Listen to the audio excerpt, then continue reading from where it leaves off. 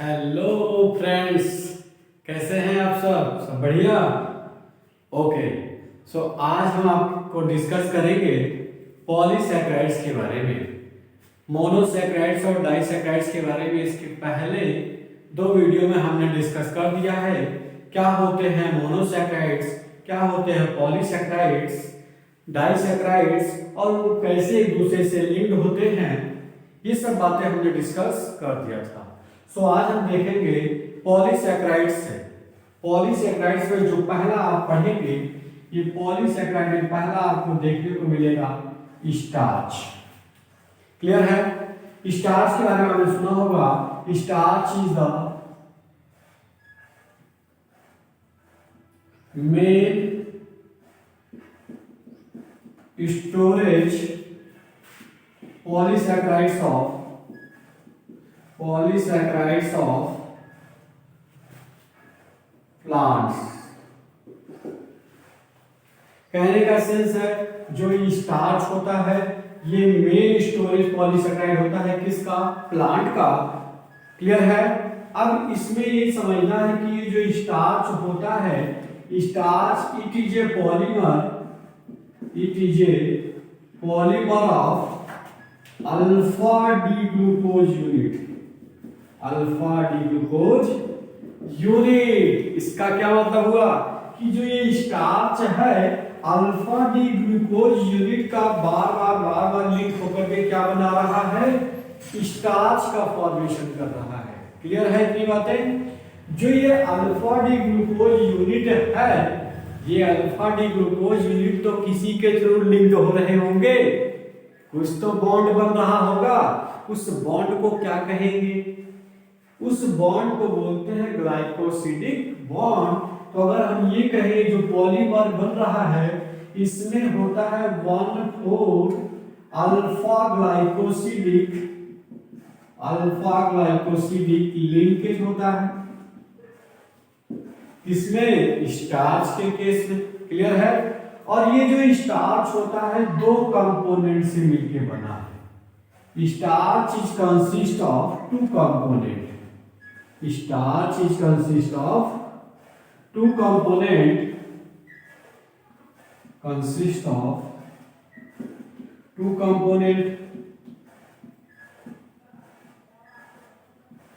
पहला जो कंपोनेंट है इसमें स्टार्च का, उसे हम बोलते हैं क्या? एमाइलोज। क्या कहते हैं? एमाइलोज कहते हैं। और दूसरा जो होता है वो आपका कहलाता है एमाइलोपेक्टिन। एक आपका होता है एमाइलोज, दूसरा होता है एमाइलोपेक्टिन। इट मींस दैट दो कंपोनेंट हैं किसमें? स्टार्च में। एक होता है एमाइलोज, दूसरा होता है एमाइलोपेक्टिन। इतनी बात समझ में आई? अभी देखिए इसको स्मूथ वे में आपको समझाते हैं दोनों का स्ट्रक्चर कैसे होगा। आप देखेंगे कि इतना भी आसान हो सकता है क्या ये? अभी देखिए आपको इतना आसान बना के बता रहे हैं कि आप कहेंगे wow, oh my God. Clear है? ये एमाइलोज जो होता है वाटर सॉल्युबल होता है और ये जो है 15 से 20% ऑफ स्टार्च होता है।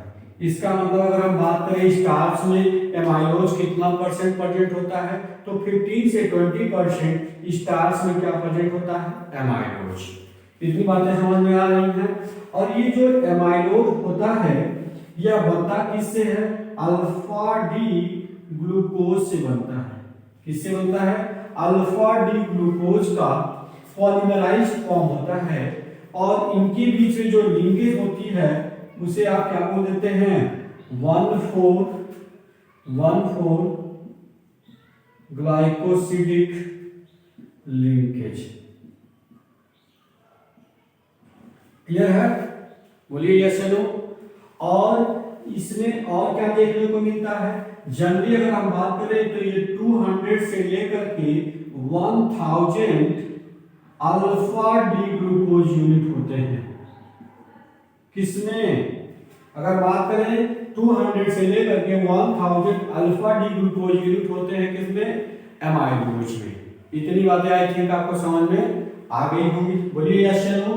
इसलिए रहते हैं ये जो है होता है वाटर इनसॉल्युबल होता है, वाटर इनसॉल्युबल होता है, मतलब एमाइलोपेक्टिन वाटर में घुलता नहीं है, जबकि एमाइलोज वाटर में क्या होता है, आसानी से घुल जाता है।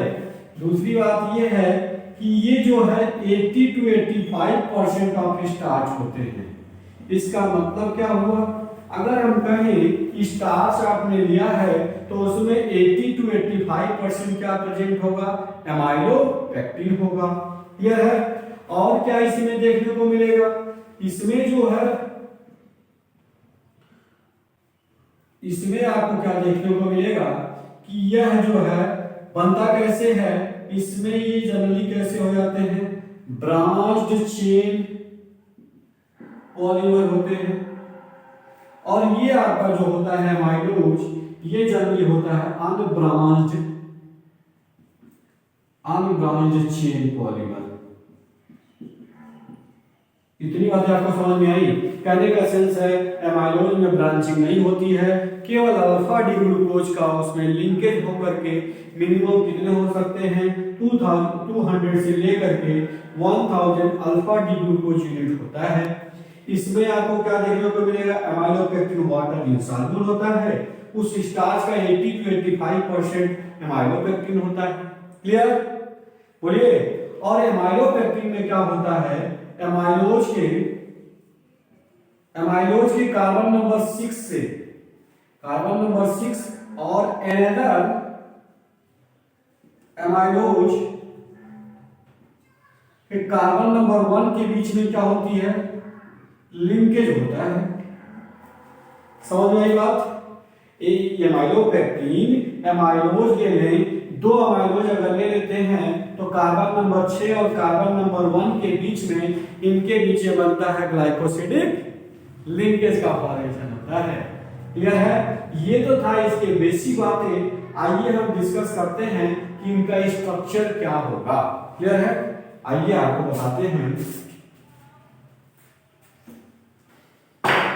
आइए आपको बताते हैं कि एमाइलोज का स्ट्रक्चर क्या होगा।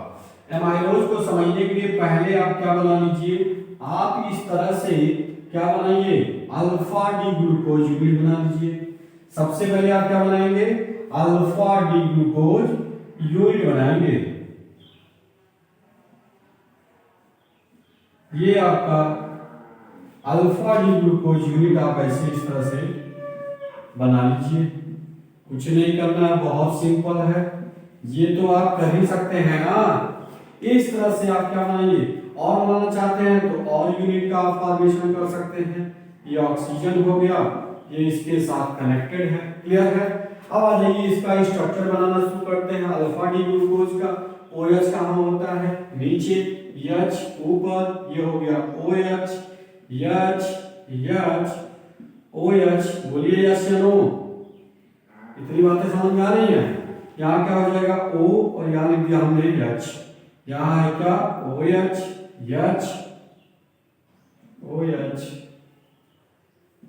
आई थिंक आपको ये बातें समझ में आ रही होंगी। अरे बोलते क्यों नहीं। H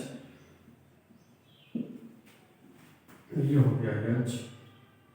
1 2 3 4 5 6 ये देखने को मिला आपको। अब क्या होगा, इस कार्बन नंबर 4 और इस अल्फा डी ग्लूकोज का कार्बन नंबर 1, इनके बीच में क्या बनेगा, बॉन्ड बनेगा। यहां से H और यहां से OH, यहां से H और यहां से OH निकल करके क्या बनाएंगे, क्या बनाएंगे, तो ग्लाइकोसिडिक लिंकेज होगा इनके बीच में। क्या मैं इस यूनिट को मिटा करके ऐसे लिख सकता हूं क्या। इतनी बातें समझ में आई। तो इसका कितना, कार्बन नंबर 4, इसका 1, इसका 4, इसका 1, इसका मतलब है 1-4 पोजीशन पे ग्लाइकोसिडिक लिंकेज हो रहा है। क्लियर है। आइए तो इसे हम ऐसे लिख सकते हैं क्या, बिल्कुल लिखा जा सकता है। तो इसको हमने लिख दिया O, लिख दिया H। इसे भी ऐसे लिख सकते हैं सिमिलरली, सेम वही फिनोमिना हो रहा है O। अब ये बन गया क्या आपका, ये बन गया आपका, बन गया क्या, एमाइलोज। क्या बन के तैयार हो गया, एमाइलोज। और ये अल्फा डी ग्लूकोज होने की वजह से इसलिए इसको क्या नाम दे दिया गया, अल्फा लिंक भी कह देते हैं। कोई दिक्कत किसी को? अरे दिक्कत क्या होनी है, जितेंद्र सर इतना अच्छा बता ही रहे हैं कि दिक्कत होना ही नहीं है इसमें। क्लियर हुई बातें? एक और पॉसिबिलिटी है कि ये जो O है, H है, क्या ये फर्दर ये इधर भी पॉलीमराइज हो सकता है कि नहीं? हाँ हो सकता है। तो हम इसको थोड़ा सा ऐसे रिप्रेजेंट कर दे रहे हैं ताकि आपको क्लियर आइडिया हो जाए कि ये जो हमारा है क्या, स्टार्च। तो ये तो बन गया आपका क्या, क्या बन गया, एमाइलोज बन के तैयार हुआ। अब हम बात करेंगे एमाइलोपेक्टिन की। तो एमाइलोपेक्टिन के लिए करना कुछ नहीं है, क्या करना है, एमाइलोज आप बनाइए, एक यूनिट इधर एक यूनिट हम ऊपर बना रहे हैं। अभी आप देखिएगा कैसे इसको लिंक कराएंगे। आइए आपको बना के बताते हैं। दोनों के बीच में अभी बॉन्ड का फॉर्मेशन होगा। तो आप देख सकते हैं ये हम बना रहे हैं क्या, फिर से हम बनाने जा रहे हैं एमाइलोज। क्या बनाएंगे, एमाइलोज का फॉर्मेशन करेंगे। तो हमने इस तरह से इसको बनाया। क्लियर है इतनी बातें? अब यहां से अगर इसका नंबरिंग करें, ये 1 ये 2 ये 3 ये 4 ये 5 और ये 6, आपको दिख रहा होगा यहाँ कार्बन नंबर 1 और यहाँ ये कार्बन नंबर 6। क्या मैं इसको ऐसे बता दूं, ऐसे मैं बता दूं? यस। यहां से क्या हो जाएगा, यहां से क्या निकल जाएगा, H2O निकल जाएगा। और ये ऑक्सीजन इस 6 नंबर कार्बन से क्या हो जाएगा, लिंक हो जाएगा। तो मैं इसे भी रिप्रेजेंट कर दे रहा हूं। आइए देखते हैं क्या करना है इसमें। अब यहां से इनके बीच में एक बॉन्ड बन गया जिसे आप क्या बोल रहे हैं, ये 6 नंबर कार्बन है, ये 1। तो ये भी आपका क्या है, कार्बन 1 एंड कार्बन 6 के बीच में क्या हो रहा है, ग्लाइकोसिडिक लिंकेज हो रहा है। क्लियर है? तो आप ये टोटल स्ट्रक्चर क्या बन गया, अभी तक ये इससे नहीं लिंक था तो एमाइलोज था, इन कार्बन 1 और कार्बन 6 के बीच में लिंक हो गया तो क्या बन गया, अब ये एमाइलोज नहीं रह गया, बना क्या, अब ये बन गया आपका एमाइलोपेक्टिन। आई थिंक ये कॉन्सेप्ट आपको बेहतरीन तरीके से समझ में आया होगा। क्लियर है? अगर आप इसका स्क्रीनशॉट लेना चाहते हैं तो ले सकते हैं। ओके, नेक्स्ट हमारा है सेलुलोज। ये जो सेलुलोज होता है, सेलुलोज C6H12O5 का यंग यूनिट होता है। इट मींस ये भी एक पॉलीमर ही है। किससे मिलके बना होगा, बीटा डी ग्लूकोज से बनता है। ये किससे बनता है, बीटा डी ग्लूकोज से इसका फॉर्मेशन होता है, किसका, सेलुलोज का। क्लियर है? और ये जो सेलुलोज है ये किससे बना है, बीटा डी ग्लूकोज। अगर बीटा डी ग्लूकोज पॉलीमराइज होता है तो क्या बना देता है, सेलुलोज का फॉर्मेशन करता है। क्लियर है? आइए आगे देखते हैं इसमें और क्या समझना है। अब आप आ जाइए, क्या बना लीजिए, ये आपका हमने बना दिया। अगर OH आपका कहां हो, ऊपर हो, H नीचे हो तो क्या हो जाता है, बीटा डी ग्लूकोज। बोलिए यस या नो। ये OH H H CH2OH। फिर एक यूनिट और बना लेते हैं, किसका, बीटा डी ग्लूकोज का। आइए बना देते हैं, ये लीजिए, हमने बना दिया आसानी से। ये हो गया OH H OH H। ये एक यूनिट और बन गया, किसका, बीटा डी ग्लूकोज का। ये हमने लिख दिया OH H OH। आइए और इसको लॉन्ग चेन बनाने की कोशिश करते हैं। तो एक और हम बना लेते हैं, क्या, बीटा डी ग्लूकोज। ये हो गया आपका beta D glucose OH H।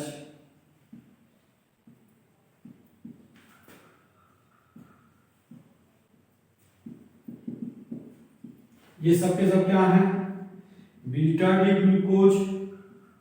ये कार्बन 1 और कार्बन 4 के बीच में लिंकेज होगी, कार्बन 1 और कार्बन 4 के बीच में लिंकेज होगी तो यहाँ से ये हो गया 1 2 3 4 5 6 1 2 3 4 5 6। अरे ये आपको समझ में आ रहा है कि नहीं आ रहा है, केवल देखे ही जा रहे हैं।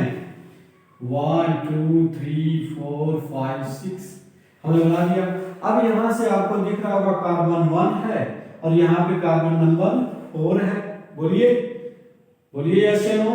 तो क्या होगा, यहाँ से H और यहाँ से क्या निकल जाए OH, यहाँ से क्या H और यहाँ से क्या निकल जाए OH। सिमिलरली यही चीज इधर से भी हो सकता है। हम इसको क्या करते हैं, इस H को इधर से अगर हम रिमूव करना चाहें तो हम दिखा देंगे क्या कि इधर भी हमारा ये जो ऑक्सीजन है इधर किसी से लिंक होकर के हमने मान लिया कितने टाइम है, n टाइम है। सिमिलरली ये वाला ऑक्सीजन भी आपको क्या देखने को मिलेगा, इधर जाकर के किसी न किसी से ये लिंक हो रहा है। तो हमने ओवरऑल मान लिया कितने टाइम्स है, n टाइम्स है। क्या मैं ये इसको लिंक दिखा दे तो देखिए जरा क्या बनेगा, आपको ये मिल जाएगा इस तरह का स्ट्रक्चर O, ये O।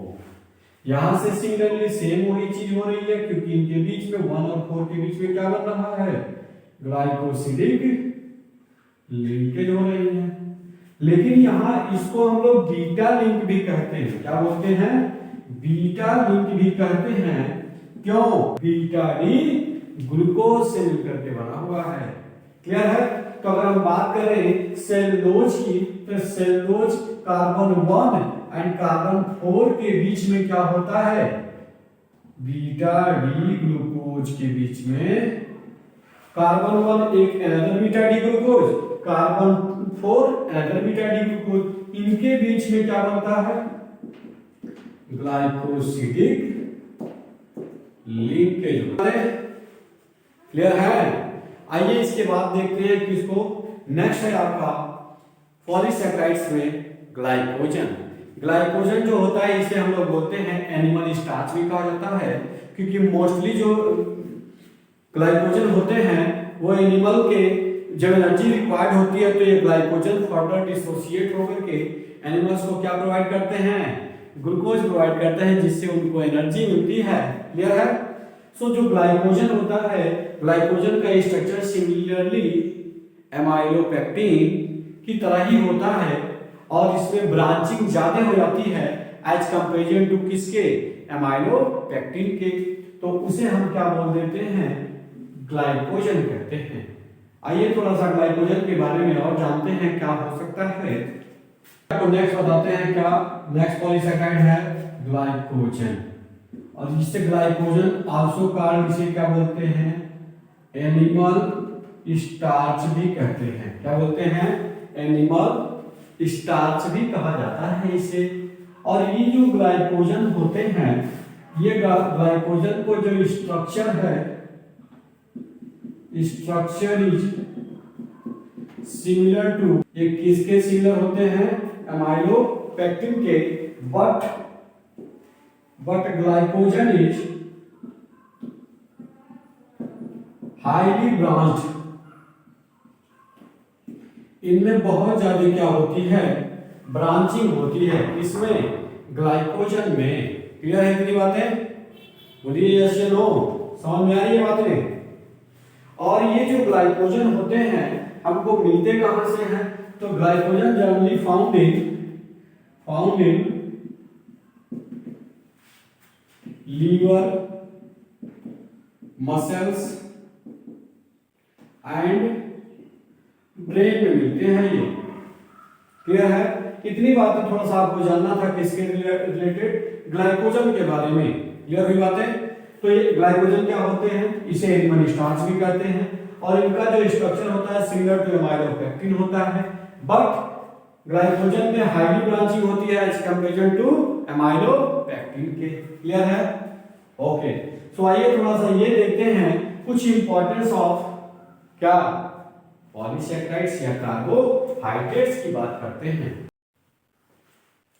तो ये है आपका क्या, कार्बोहाइड्रेट्स का importance. Carbohydrates are essential for both life, किसके किसके लिए, प्लांट और एनिमल, दोनों के लिए कार्बोहाइड्रेट क्या है, बहुत ही इंपॉर्टेंट है, जिससे हमारे लाइफ प्रोसेस स्मूथली क्या होते हैं, रन कर रहे होते हैं। It is a major portion of our food, हमारी फूड में सबसे ज्यादा क्या रहता है, आपको पता है कार्बोहाइड्रेट्स यूज करते हैं हम लोग। Cell wall of bacteria and plants are made up of cellulose, जो प्लांट है और बैक्टीरिया है, इसका जो सेल वॉल होता है यह किससे बना होता है, सेलुलोज का बना होता है। और सेलुलोज को भी आपने पढ़ा क्या होते हैं, पॉलीसैकेराइड्स होते हैं। नेक्स्ट है जो न्यूक्लिक एसिड होते हैं, ये आपको पता है डी-राइबोज और 2-डीऑक्सी-डी-राइबोज कार्बोहाइड्रेट होते हैं। मतलब एक में ऑक्सीजन सेकंड पोजीशन पे नहीं होता है तो उसे बोलते हैं 2-डीऑक्सी-राइबोज और एक को बोलते हैं। इसमें आपको कुछ इंपॉर्टेंट नोट पॉइंट है जो आपको नोट कर लेना है, आपके एग्जाम के पॉइंट ऑफ व्यू से बहुत ही इंपॉर्टेंट है। जैसे नोट में याद रखिएगा, most naturally occurring sugars have D form.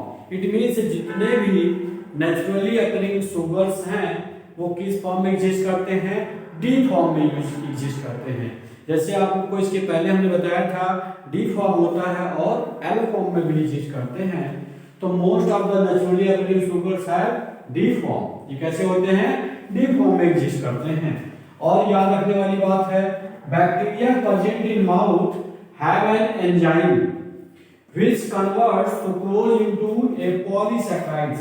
मतलब कोई एक बैक्टीरिया है जो सैकेराइड में, और इसी को हम लोग क्या बोलते हैं, डेक्स्ट्रैन कहते हैं। क्या बोलते हैं, डेक्स्ट्रैन कहते हैं। सो नेक्स्ट है ट्रीटमेंट ऑफ कॉटन आर्टिकल। जैसे आप कॉटन कपड़ा पहनते हैं ना, इस कॉटन कपड़े पे ट्रीटमेंट किया जाता है किसका, कास्टिक सोडा का।